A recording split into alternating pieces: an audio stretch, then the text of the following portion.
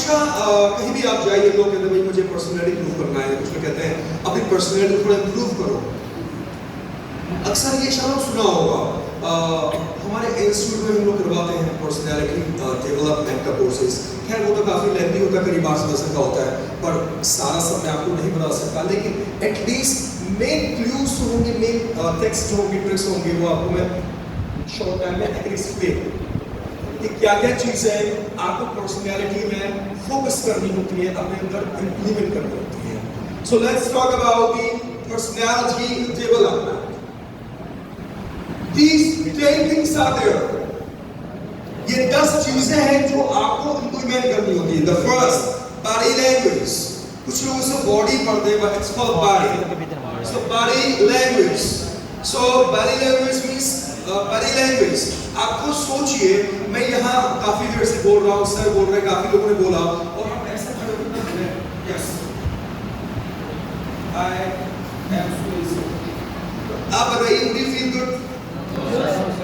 No. So that is why always we require the body language. Yes, suppose आप बैठे हो बड़े comfortable बैठे, कुछ लोग टेढ़े, कुछ लोग सीधे, कुछ लोग as they want they are sitting. अब आपको एकदम मैं कहूँ एकदम ऐसे बैठिए, थोड़ी देर बैठे खराब ऐसे हो जाएंगे क्योंकि आपको कंफर्टेबल नहीं होगा। तो बॉडी लैंग्वेज काफी मैटर करती है। Number 2, the problem solving. Actually, whenever you go for interviews and all, the company is always looking for these kind of qualities in you. तो कंपनीज होंगी, आपकी MNCs होंगी, वो ये सारी चीजें आपके अंदर they want you, like problem solving. क्योंकि personality development is not only the course, actually it's called implementation of your overall body inside. Now whatever goes inside of you, whatever your mind think, these all things are called to improve the personality development, right? The conflicts and stress management. Conflicts means problems. Stress management. Let's suppose you are working in an MNC and how you will coordinate with your staff and cooperative with your co-workers, your colleagues are there. So these are called, we are always required to improve their personality development. Like how do you maintain the people's stress? Suppose you are a leader in any company and many of the people are working under you, then what will you do? How will you manage? Because you have to go for one of them and you have to take the work from them. So that's why you have to handle the all the conflicts and you have to go through the stress and you have to manage the things. The next is decision making skills that you must always have, right? Because whenever you go for there or for any requirement or jobs, the people always want that decision making capacities. Because many of the people are there in the world, they are not successful due to the lack of decision making capacities. Because they have more knowledge, they have good talent, but actually they are having a lack of making decisions.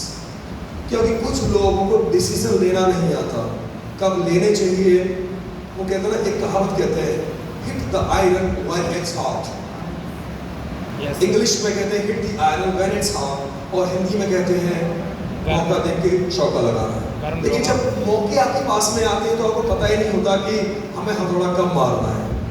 तो जब आप ये जज करना सीख जाएंगे अब लोहा गर्म है, अब मारना है, तब आप सही रास्ता पकड़ना सीख जाएंगे। So that's called the capacity of the decision making skills, right? The next is called leadership and qualities of being successful leader. कुछ लोग उसको success बोलते हैं, but actually it's called success. So leadership quality you should always have, because आप कहीं भी जाएंगे, या अगर हम इस कॉलेज की बात करें तो इस कॉलेज में जितने भी फैकल्टीज हैं, जितने भी स्टाफ मेंबर्स हैं, higher to lower, lower to higher, step by step there many posts are there. So सबको एक डील करने का प्रॉपर तरीका होता है, लीड करने का प्रॉपर तरीका होता है, वो कैपेसिटीज होना लोगों के अंदर बहुत जरूरी है। Because if you are working anywhere, any company, और अगर आप अपने खुद का बिजनेस भी करेंगे तो भी आपके अंदर ये चीजें होना जरूरी है, वरना आप लोगों से काम ही नहीं करा पाएंगे। Sometimes आपको पता होता है कि आपके जो वर्कर काम कर रहा है वो सही काम नहीं कर रहा है, चोरी कर रहा है, लेकिन आपको पता है वो चोर से ज़्यादा फायदा देता है, तो इसलिए कंपनी से निकालती नहीं है। बहुत सारी चीजें ही आप इसी, तो एक गुड लीडर वही होता है जो सारी चीज़ों को मैनेज करने के बाद जो डिसीजन ले। So that's called being a leader. That's called that become a successful leader. Next, character building. एक इंसान का कैरेक्टर बिल्डिंग उसी पर निर्भर करता है, उसका बिहेवियर, उसका हाउ डू यू बिहेव. मान लीजिए अगर आप परचून की दुकान चला रहे हैं, मान लीजिए लॉट ऑफ वो होता है ना कियोस्क, यू नो कियोस्क. क्या कियोस्क जानते हैं? कौन कौन जानता है कियोस्क? क्या होता है भाई कियोस्क, बताइए. हैं? आपकी आवाज नहीं आ रही है. हाँ. अच्छा अच्छा, okay. But actually kiosk I am talking about KIOSK. Kiosk मतलब छोटी मोटी दुकानें जो रेडी टू मूव जगह जगह टुकड़ पे हाँ लगी रहती है, तो कियोस्क कहते हैं, राइट. तो ऐसे टॉकिंग मतलब कैरेक्टर बिल्डिंग. तो अगर आप कभी जाते हैं दुकानों पर, तो आप मान लीजिए आपके पैसे नहीं है, तो आपके तो भैया आया और पैसे नहीं है, तो आज हमें आप उधार सामान दे दीजिए. वो क्या कहता है, वो आपको जानता है कि कितना ठीक है, अगली बार आना पैसे दे जाना. तो उस वक्त वो बंदा क्या कर रहा होता है, कैरेक्टर बिल्डिंग कर रहा होता है. आपको उधार दे करके आप उसके 10 रुपए मार लेंगे, तो आप उसका लॉस नहीं करेंगे, आप अपना लॉस करेंगे, क्योंकि शायद आप उससे बड़ा फायदा ले सकते थे. So that's called the character buildings. Lot of things are there. हम जब भी कोई जॉब करें, बिजनेस करें, character building always requires.